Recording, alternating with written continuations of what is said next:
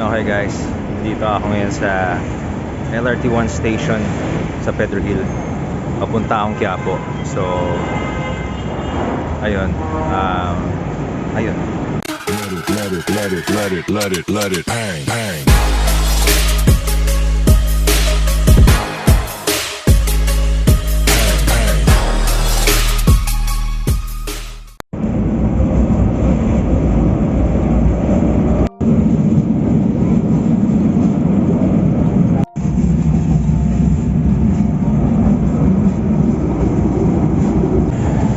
Alright.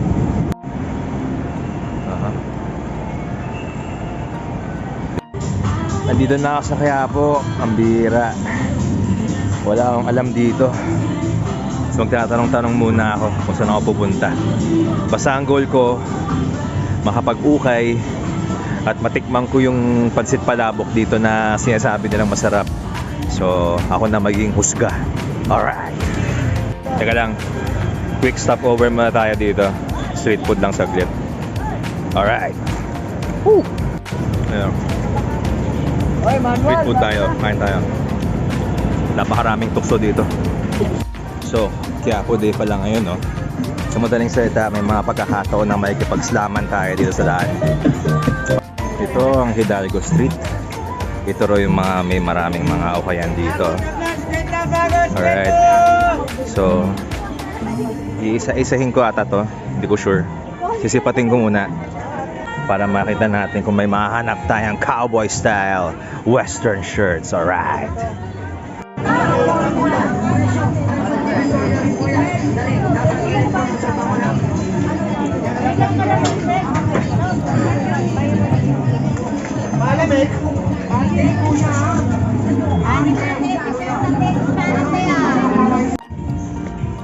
Alright, grabe, sa wakas may nakita rin tayong indoor na ukay.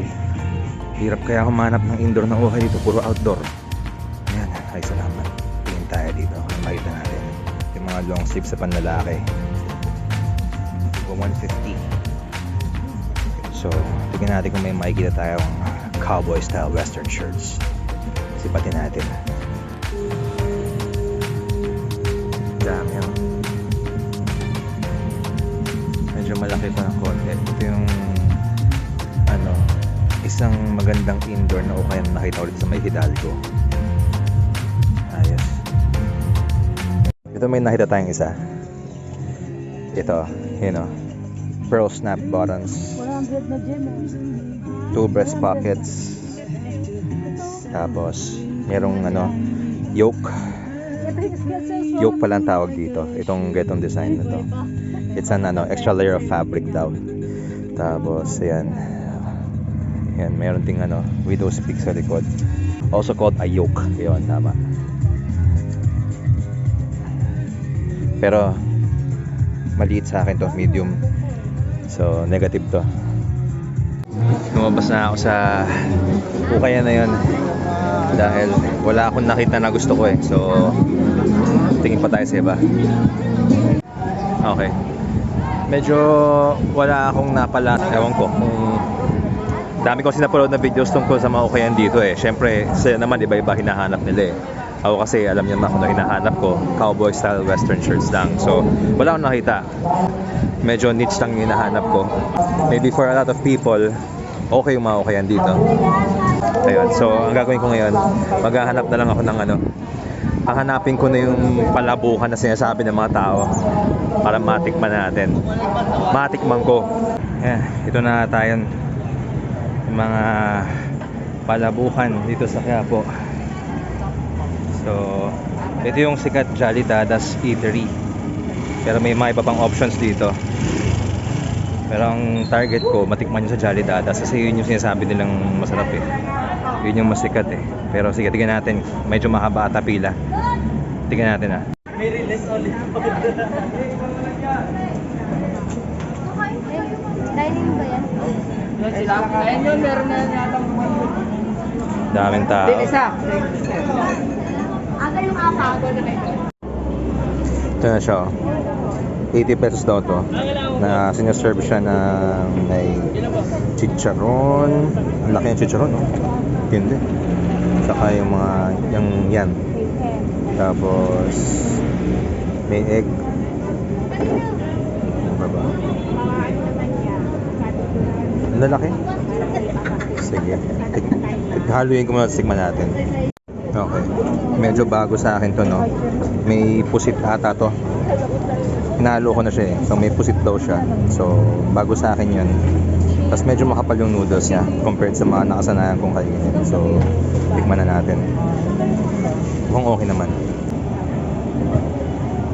Bon appetit.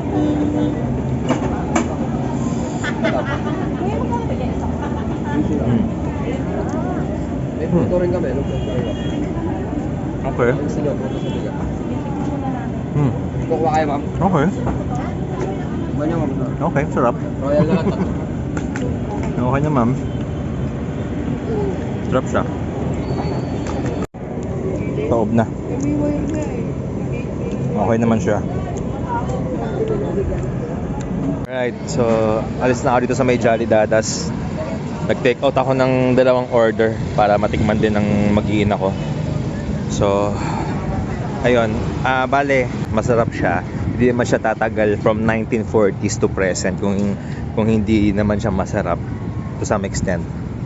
Ang sa akin lang, okay na yung natikman ko na siya. Kumbaga, it's not exactly, hindi siya exactly runner up to be one of my favorites. Kumbaga, lumaki kasi ako sa lugar na na maraming masarap na palabok options eh. So medyo ang point ko lang siguro, masarap siya pero hindi ko siya dadayuhin. Pag nag-crave ako ng palabok, maraming options sa malapit sa amin. Pero siyempre, dahil sikat na palabukan to dito, tama lang naman din na matikman ko din. 'Di ba? Ayun lang. Pero masarap siya. Masarap talaga siya. Dragon fruit juice. Ngayon lang ako nakita ng ganito. Alright. Tikman nga din natin to. Sikat daw to eh.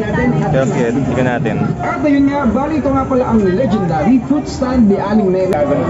At ayun nga, sobrang patok at tinatangkilik naman talaga ang juice stand ni Aling Nene dahil bukod na sa mura, Wow, refreshing. masarap, Sarap. healthy at natural pa. Yung sweetness dahil sa dragon fruit. Kung first time nyo nga makakatikim nito, baka manibago kayo dahil medyo exotic ang kanyang lasa. Sobrang kakaiba kasi ng kanyang texture sa mga prutas na madalas nating natitikman. At alam nyo ba na dati daw ay dating mga maharlika lamang sa Vietnam ang nakakakain ito. Sobrang Ito. Napa-take out na rin tayo ng dragon fruit juice. Alright.